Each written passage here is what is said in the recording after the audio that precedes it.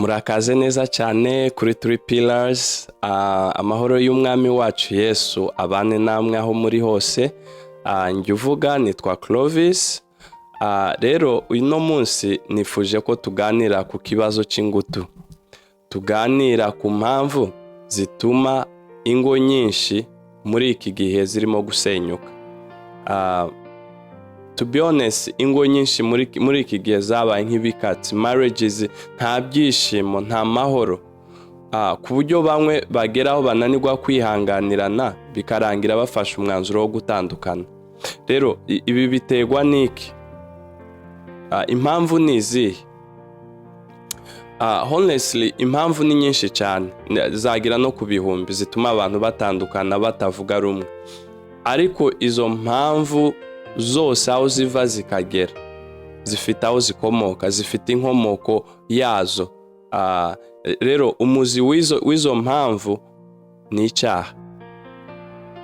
Kuva icyaha cyaza mu isi, umwana w'umuntu kubera ubwibone, kubera kwikunda, yananiwe kubana na mugenzi we. Umuntu avuka ashyira inyungu ze imbere kuruta inyungu za mugenzi we. Niyo mpamvu ibyanditswe bitubwira mu gitabo cy'Abafilipi igice cya 2 umurongo wa 4 ngo umuntu wese muri mwe areke kwizirikana ubwe gusa, ahubwo azirikane n'abandi. Umwanditsi arongera aravuga ngo umuntu wese ngo yibwire ko mugenzi we amuruta. Ku bashakanye, ibi bivuze ko twagakwiye gushyira inyungu za bagenzi bacu imbere kuruta inyungu zacu. And that's humility. Umuntu agakunda uwo bashakanye nk'uko we ubwe yikunda. Nk'uko umwami Yesu mu gitabo cya Mariko igice cya 12 umurongo wa 31 yaravuze ngo yatangiye avuga ngo itegeko rya mbere nyine nuko dukunda Imana n'umutima wacu wose. Avuga noneho itegeko rya kabiri ngo ni ugukunda mugenzi wawe nk'uko wikunda. Yesu ntabwo yavuze ngo ukunde mugenzi wawe kuruta uko wikunda, ahubwo ngo ukunde mugenzi wawe nk'uko wewe wikunda.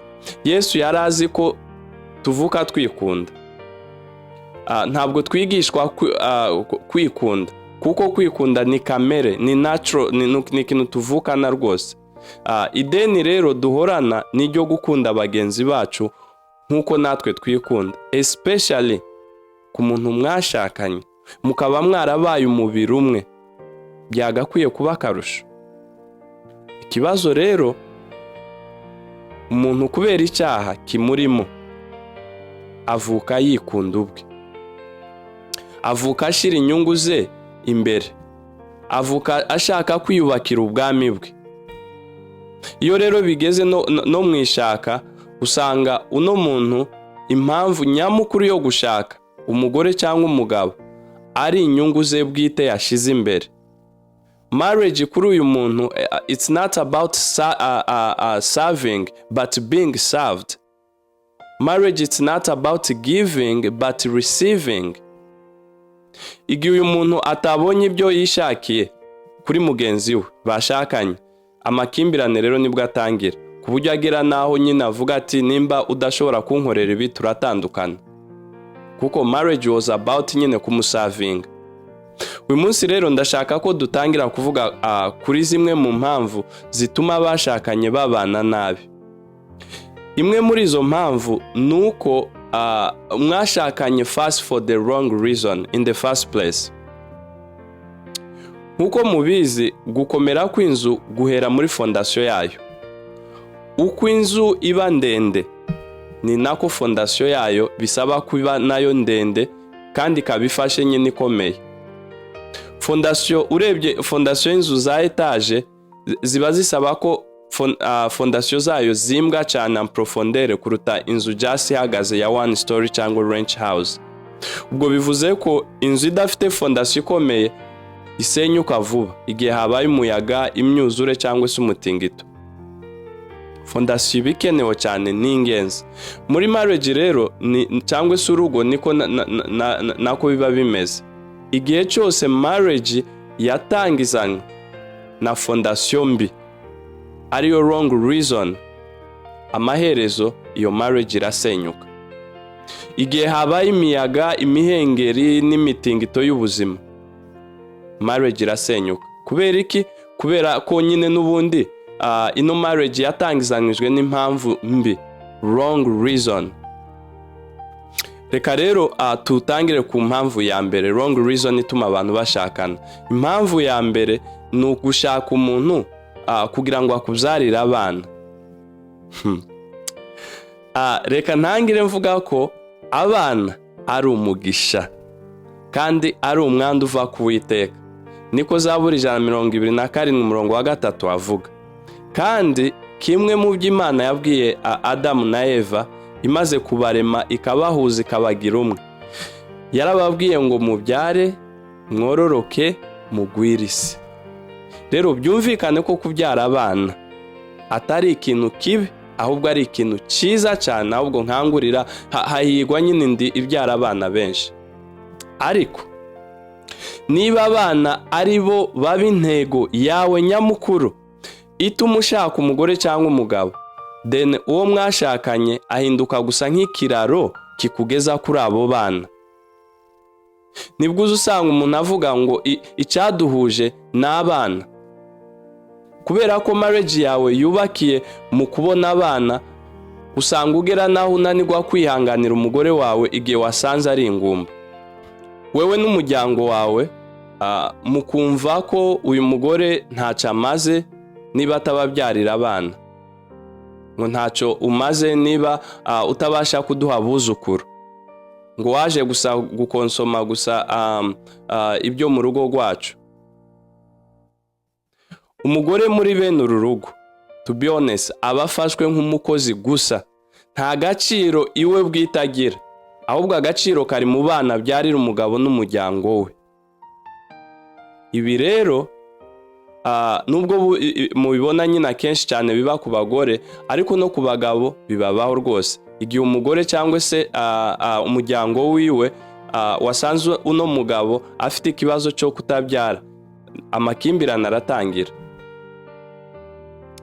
So kubera ko abana ari bo mpamvu nyamukuru, ariyo fondasiyo ituma bano bantu bashakana, igihe cyose abana babuze usanga nyine umwe afashe umwanzuro wo guca mugenzi wiwe inyuma, akisheri ati ni uburenganzira bwanjye kumuca inyuma kuko atambyariye abana.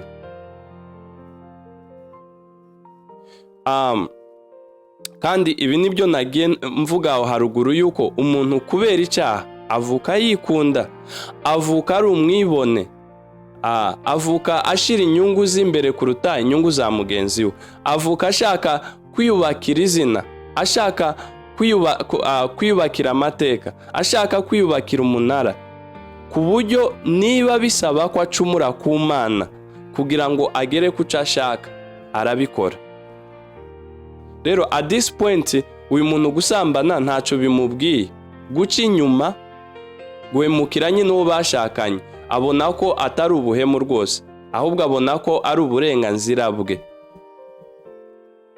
Uretse n'abantu n'Imana nta nubwo abayitinya at this point. Umuryango uba uri inyuma y'umushigikiye, inshuti ze zimwumvisha ko akwiye kwisigira izina.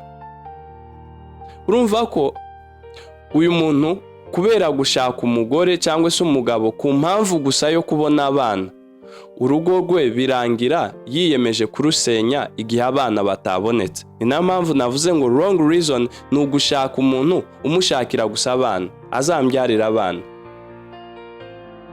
Naho se kuba afite abana, ibo tuse twabavuga hiki? Well, kubera ko n'ubundi mwashakanye ku mpamvu nyamukuru yo kubona abana, Imana ikaba yarabahaye abana, usanga n'ubundi rwa rugo rwanyu rwubakiye gusa ku bana banyu gusa. Monday to Sunday n'abana bahabwa priority muri byose, nibo bahabwa attention yose, nibo bahabwa care n'urukundo, nibo batekerezwa ku manywa na nijoro. Ubuzima bwanyu nka couple bukaba busirikira gusa kuri needs z'abana banyu. Urugo rumeze gutya rero, usanga umugabo n'umugore babanye nk'aba roommate, bahujwe gusa n'umushinga wo kubyara abana no kubarera. Again, simvuze ko abana batereranwa. No. Abana bagomba kwitabwaho, bagomba gukundwa, bagomba kugenerwa umwanya wabo ndetse n'ibindi byose bakeneye kugeza bakuze. Ikibazo mfite ni uko igihe mu prioritizing abana banyu kuruta marriage yanyu, ni igihe wahaye nyine abana bawe the best of you, ugasigira mugenzi wawe ibikatse. None amahoro n'ibyishimo byavaye koko niba ari ukunguka umubanye we na mugenzi wawe n'umugabo wawe cyangwa umugore wawe? Erega icihutirwa si uko mubana n'uwo mwashakanye, ahubwo ni uburyo mubanye mute. Ikindi kandi ntabwo urugo rwiza rurangwa gusa n'ubwinshi gusa bw'imyaka murumazemo, no, ahubwo imyaka mumaze mubana neza n'uwo mwashakanye. Ntabwo ari quantity ahubwo ni quality. Now, kubera ko marriage yanyu yubakiye gusa mu gusavinga needs z'abana banyu gusa, usanga mutakigirana affection, mudasetting a quality time together. Usanga muri very busy to each other. Priority mwarayishize gusa ku bana banyu. Marriage yanyu muyishira inyuma nkaho idakeneye care, nkaho idakeneye kwitabwaho. Aho niho rero usanga umugore atangiye kwifuza abagabo b'abandi, cyangwa se umugabo nawe agatangira kwifuza urukundo cyangwa se care ku bandi bagore kubera yuko atabibona mu rugo rwiwe. Marriage yakabaye union between wife and husband, ugasanga yabaye union between parent and children. Instead of becoming one flesh with your spouse, you are becoming one flesh with your children. That's wrong. Rero hari ibibazo bitanu nshaka kukubaza. Urebe neza niba koko urugo rwawe rutubakiye ku nyungu z'abana nyine, atariyo mpamvu nyine mwashakanye. Ikibazo cya mbere nkubaza, wibaza uti nzampa abana banje attention, affection na care kuruta umugabo wanje cyangwa umugore wanje? Ikibazo cya kabiri, igihe cyo gufata decision runaka, ese mufata decision zishingiye mbere na mbere ku nyungu z'abana banyu kuruta marriage yanyu? Ikibazo cya gatatu, ese urebera iterambere ry'urugo rwawe ugendeye uko abana bawe bameze kuruta uko mubanye we n'umugore wawe cyangwa n'umugabo wawe? Icya kane, wumva uri proud cyangwa se uheshejwe ishema no kuba uri papa cyangwa se mama w'abana bawe kuruta uko witwa ko uri umugabo wa kanaka cyangwa se umugore wa kanaka? Ikibazo cya nyuma, wumva ukunda abana bawe kurusha umugabo wawe cyangwa umugore wawe? Niba rero ibi bisubizo ari yego, umenye ko rwose urugo rwawe rwubakiye ku nyungu z'abana bawe. Wewe ni kimwe n'ijya kategori ya mbere na ya kapo nyine itarabyaye, haza amakimbirane. Kandi ukwiye no kwihana kuko ordre de priorité Imana yashizeho ire mu muntu nuko Imana arija ku mwanya wa mbere, marriage yanyu ikicara ku mwanya wa kabiri, abana banyu bakaza ku mwanya wa gatatu, umuryango wawe ukaza ku mwanya wa kane, abandi rero bagakurikiraho. Rero niba urugo rwanyu murutereka mufata abana banyu mukabashira ku mwanya wa mbere, bakaba aribo bicara kuri centre y'urugo rwanyu ya marriage yanyu, abo bana mwabagize ibigirwamana kuko mwabateretse mu mwanya utari uwabo, umwanya wagenewe Imana. Ushobora kwibaza uti ubundi se kuvuza ikigwamana niki? well, ikigirwamana ni umuntu cyangwa ikintu ukunda kurusha Imana yakuremye. Ni ikintu cyangwa umuntu utekereza cyane kuruta Imana. Ni ikintu ushoramo imbaraga zawe zose. Ni ikintu umuntu wumva ko wabaho utagifite cyangwa utamufite. Ikigirwamana ni ikintu cyose wizera cyangwa se wiringira ko ariyo soko y'amahoro yawe, ariyo soko y'ibyishimo byawe. Ni ikintu cyose wizera ko ari cyo kiguha intego yo kubaho.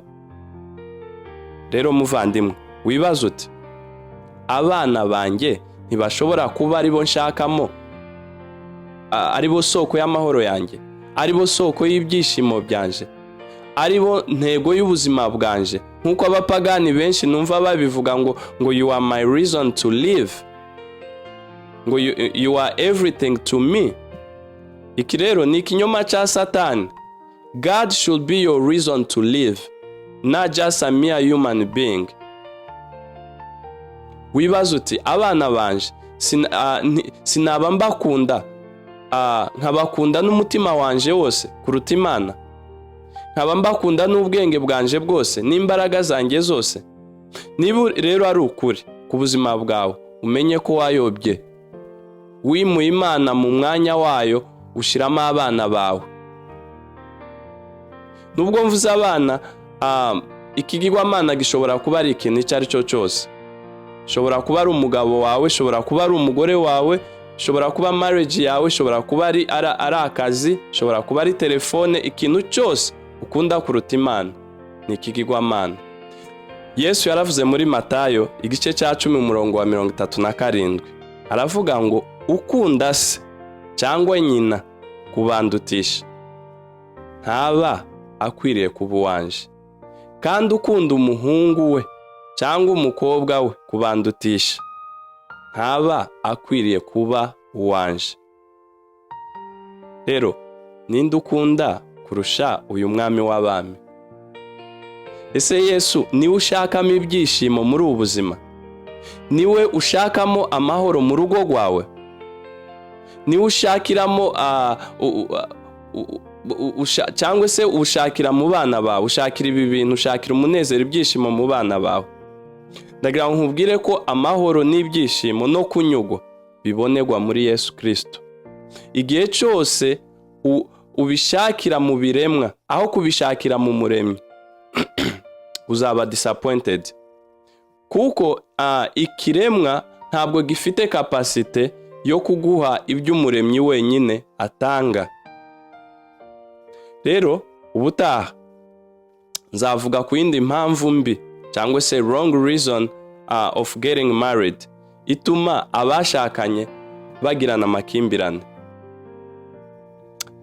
Alright, niba iyi message ubona hari uwo yagirira akamaro, ndagusaba kugira ngo imusangize, kuko niyo mpamvu nayifashe kugira ngo igire akamaro uwo yagenewe.